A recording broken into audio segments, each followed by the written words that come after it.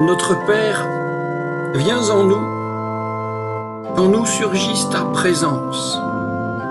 Il est vrai qu'en nous sont des résistances, des débris de vieilles luttes que nous croyons disparues, mais qui ressurgissent encore. Il y a aussi les traces d'anciennes peurs. Notre Père, aide-nous à en débarrasser nos vies, afin que la place soit libre pour ta présence. Vois aussi les anciennes rancunes, ressentiments d'autrefois et amertumes, enfouis et déjà pardonnés, mais qui pèsent pourtant. Nous t'en prions. Notre Père, redonne-nous un cœur pur et droit, afin que rien, vraiment rien, ne puisse entraver ta présence d'amour. Amen.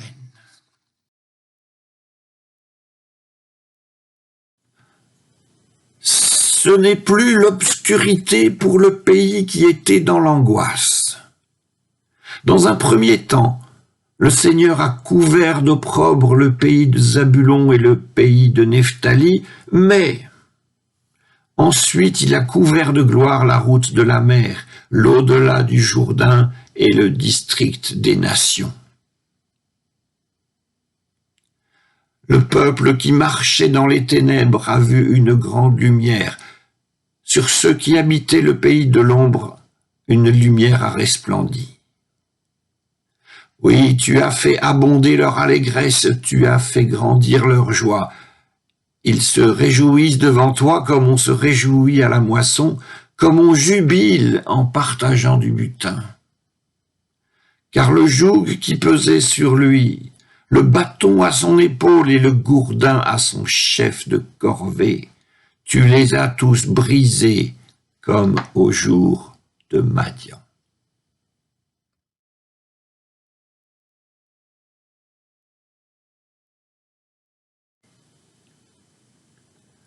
Mais je vous exhorte, frères, au nom de notre Seigneur Jésus-Christ, soyez tous d'accord, et qu'il n'y ait pas de division parmi vous. Soyez bien unis dans un même esprit et dans une même pensée. En effet, mes frères, les gens de Chloé m'ont appris qu'il y a des discordes parmi vous.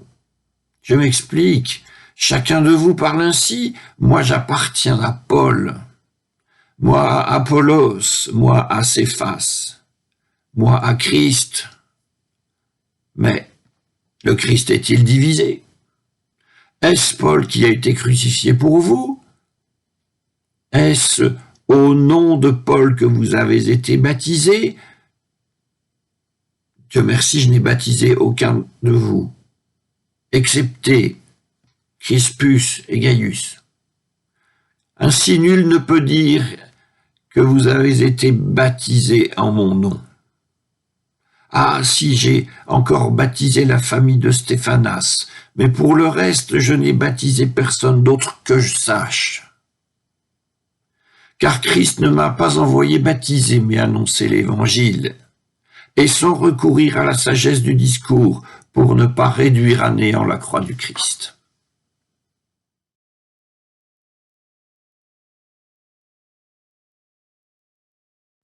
Ayant appris que Jean avait été livré, Jésus se retira en Galilée, puis, abandonnant Nazareth, il vint habiter à Capharnaüm, au bord de la mer, dans les territoires de Zabulon et de Nephtali. Pour que s'accomplisse ce qu'avait dit le prophète Ésaïe, terre de Zabulon, terre de Nephtali, route de la mer, pays au-delà du Jourdain, Galilée des nations, le peuple qui se trouvait dans les ténèbres a vu une grande lumière. Pour ceux qui se trouvaient dans le sombre pays de la mort, une lumière s'est élevée. À partir de ce moment, Jésus commença à proclamer « Convertissez-vous, le règne bien sûr, le règne des cieux s'est approché. » Comme il marchait le long de la mer de Galilée, il vit deux frères, Simon appelé Pierre et André, son frère, en train de jeter le filet dans la mer, c'étaient des pêcheurs. Il leur dit, « Venez à ma suite, je vous ferai pêcheurs d'hommes. » Laissant aussitôt leur filet, ils le suivirent. Avançant encore, Jésus vit deux autres frères, Jacques, fils de Zébédée, et Jean, son frère, dans leur barque, avec Zébédée, leur père, en train d'arranger leur filet. Il les appela. Laissant aussitôt leur barque et leur père, ils le suivirent. Puis, parcourant toute la Galilée, il enseignait dans leur synagogue, proclamait la bonne nouvelle du règne et guérissait toute maladie et toute infirmité parmi le peuple.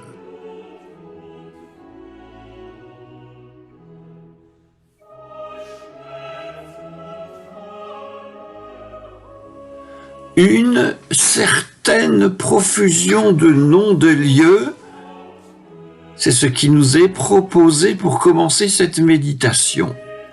Les textes que nous venons de lire nous invitent à voyager depuis tout le nord et l'est de la Palestine jusqu'à Madian, c'est-à-dire jusqu'au sud-est du Sinaï. Et ce sont autant d'allusions à autant de dialectes, cultures et sous-cultures, autant aussi d'histoires anciennes et très anciennes, autant de révélations, autant d'alliances et de querelles entre peuples et à l'intérieur même de certains peuples. Attardons-nous un peu sur Madian. Lorsque, dans le livre des Juges, il est question de Madian, on en fait un peuple qui vit en bordure du désert à l'est de la Judée et qui vient régulièrement pour rasier les récoltes, le bétail et aussi, sans doute, les personnes.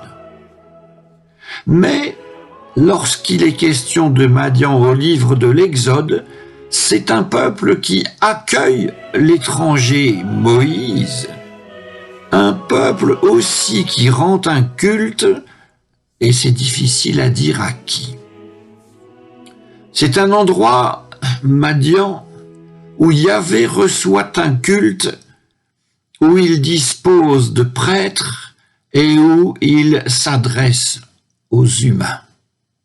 Ça n'a l'air de rien, mais il existe un consensus d'experts sur l'origine madianite de Yahvé. C'est à la faveur d'un schisme et d'un exil dans ce peuple, à partir de ce peuple, qu'une partie de ce peuple, adoptant ce Dieu, l'aurait introduit plus haut dans le nord palestinien. Mais un schisme dans un petit peuple, ça ne faisait probablement pas un grand nombre de personnes. Mais nous le savons bien tous, il n'est pas besoin d'être nombreux pour qu'un groupe se déchire. 2 protestants, ça fait 3 dénominations, dit-on, mais c'est faux, parce que c'est pire. Je ne sais pas s'il y a un équivalent en catholicisme romain de ce genre de choses. Le point de départ donc de notre méditation est donc la dimension minimale imaginaire d'un groupe en dessous de laquelle ce groupe est nécessairement uni dans l'adoration du même Dieu. Et comme ça n'est que le point de départ, bougeons. Bougeons en revenant à nos textes. Textes qui mentionnent quantité de lieux et donc aussi quantité d'histoires. Quantité d'histoires, 8 siècles au bas mot, avec des invasions, avec des exils, avec parfois des retours d'exil, avec des populations à jamais perdu aussi, avec des populations qui arrivent d'ailleurs, on ne sait pas forcément d'où, et donc immanquablement avec des métissages, métissage des personnes, métissage des idées, et dans toutes ces affaires, il y en a une de ces idées qui reste, c'est Dieu. Ce Dieu qui, au commencement, était le Dieu d'une poignée de Madianites en déroute, pourrait-il devenir le Dieu de populations entières, populations bigarrées qui peuplent cette partie du monde qu'on appelle Palestine? Autre question, ce Dieu pourrait-il être le grand inventeur de l'histoire des peuples et des lieux? Vous l'avez vu, le prophète Ésaïe pose bien ces questions et donne bien des réponses positives. Dieu est Dieu de l'histoire, Dieu du cosmos, Dieu des peuples. Ces réponses ont l'air d'aller de soi. Et Matthieu, dans son évangile, épouse le discours universalisant du prophète Ésaïe. Mais Matthieu fait encore un grand pas de plus qu'Ésaïe, en imaginant ce que peut être une prédication adressée d'un coup à une universalité de gens. Une prédication compacte et qui ne devrait rien à tel ou tel savoir, ni à telle démonstration. Et que propose Matthieu dans la bouche de Jésus? Convertissez-vous, le règne des cieux s'est approché. Bien sûr, nous ne devons pas oublier que cette prédication est prononcée dans tel contexte. Mais nous pouvons repérer que pour résumer tout son message, Jésus a utilisé un impératif éthique et un énoncé de sa foi. Chacun peut faire l'exercice lui-même.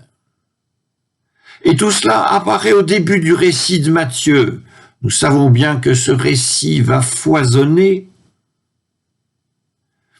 diverger, passer par la croix, la tombe et la résurrection, et que le lecteur sera toujours invité à faire sien tous les enseignements du maître du récit.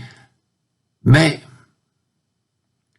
il est toujours invité à retenir cette prédication des commencements. Nous disons même que sans elle, il n'est pas de commencement possible. La revoici. Convertissez-vous, le règne des cieux s'est approché. Et s'il fallait être bien certain de l'importance et du merveilleux de la chose, nous dirions que le règne des cieux est si proche en Jésus qu'il ne peut pas être plus proche. Ainsi, donc, à cette étape du parcours de Jésus, nous avons une prédication unique, c'est la première, elle est unique, prédication dont nous pouvons imaginer qu'elle est assez unanimement reçue. Car Jésus s'adresse à des groupes de membres de synagogue, petits effectifs, et il n'a pas non plus encore bien du monde autour de lui, à peine a-t-il quelques disciples. Le temps n'est pas venu donc de grandes réactions discordantes à sa prédication. C'est plus tard que ces choses vont arriver. Et c'est une autre fois que, Bible en main et lisant Matthieu, nous pourrons tenter d'évaluer les réactions des uns ou des autres à la prédication de Jésus. Réaction, adhésion ou rejet, union ou dislocation. Mais pour aujourd'hui, nous n'allons pas, on ne nous le propose pas, laissons-nous un peu mener, on ne nous propose pas un grand approfondissement de Matthieu, on nous propose plutôt de faire un tour par Corinthe. Corinthe Y a-t-il une unité de peuple et de prédication? Y a-t-il charité fraternelle? Tout ce que nous avons exploré et souhaité aura-t-il fonctionné? Sous nos yeux, à l'instant, quelques versets de Paul aux Corinthiens. Nous ne sommes plus en Palestine. L'Évangile est donné aux païens. Et cela change-t-il quelque chose à notre méditation? Chacun de déclarer qu'il appartient à Paul ou à Apollos ou à Céphas ou à Christ, avec le verbe appartenir. Dans ce contexte, même le nom de Christ est une grossièreté. Car ces modes d'appartenance mis en avant relèvent de la prétention sur autrui, sur le donateur aussi, prétention aussi à la domination qu'on entend exercer. D'où la colère de Paul. Et vous le savez bien, l'hymne à l'amour est aussi dans la première épître aux Corinthiens. Aucune église n'avait été bénie ou ointe d'esprit que l'église de Corinthe. Était-ce pour qu'on se fasse ainsi la guerre? Et en plus de la colère de Paul, nous pouvons imaginer la tristesse de Paul et imaginer aussi ce qu'il lui a fallu s'arracher de peau, de temps et de douleur pour écrire cet hymne à l'amour dans le contexte qui est le sien. Ici, nous le voyons un peu comme nous avons vu Matthieu. Il est proposé un résumé super compact de la prédication. Une question, un impératif. Le Christ est-il divisé? C'est la question. Ne pas réduire à néant la croix du Christ, c'est l'impératif.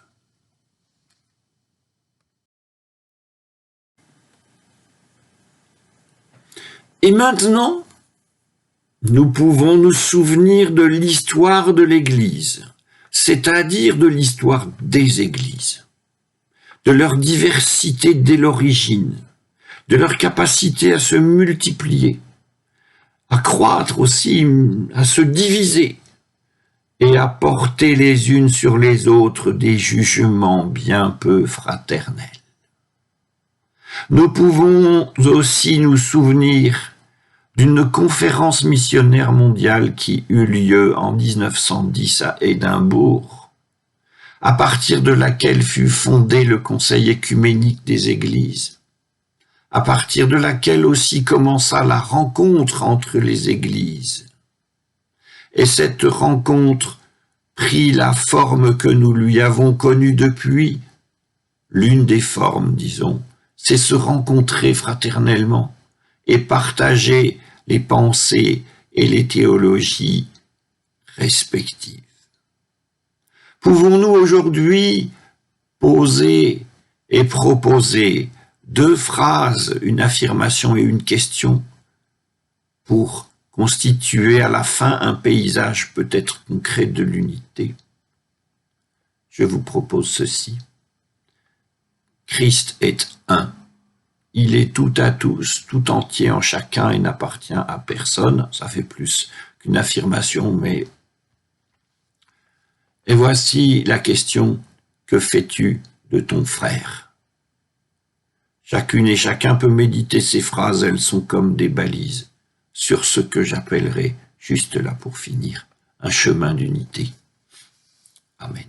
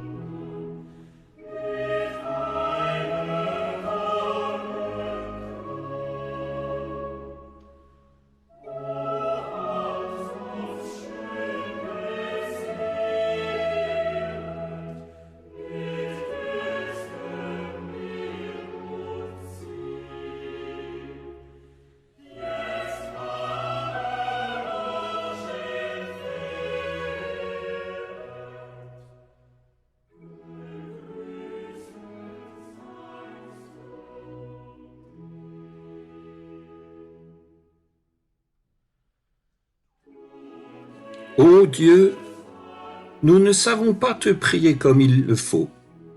Viens toi-même dans nos cœurs intercéder par ton esprit, pour nos familles et nos amis, pour tous ceux qui souffrent, les malades et les mourants, les infirmes et les vieillards, les pauvres et les isolés, les torturés, les exilés et ceux qui souffrent de la guerre. Nous te prions. Nous te prions, ô Dieu, pour toutes celles et tous ceux qui luttent, qui cherchent, qui désespèrent, pour ceux qui sont abattus par l'épreuve ou dont la foi chancelle, pour ceux qui connaissent la tentation, pour ceux qui t'oublient dans la prospérité ou dans la joie, nous te prions. Ô Dieu, pour notre cité et notre peuple, pour ceux qui nous gouvernent, pour nos villes et nos campagnes, pour tous les peuples de la terre et pour la paix du monde, nous te prions. Ô Dieu, pour notre Église, pour celles et ceux qui exercent un ministère parmi nous, pour l'Église universelle, pour sa fidélité et sa vigilance dans l'attente de ton royaume, pour son unité, nous te prions, ô Dieu. Et comme il nous a été appris et commandé, nous te disons, notre Père qui es aux cieux, que ton nom soit sanctifié, que ton règne vienne, que ta volonté soit faite sur la terre comme au ciel.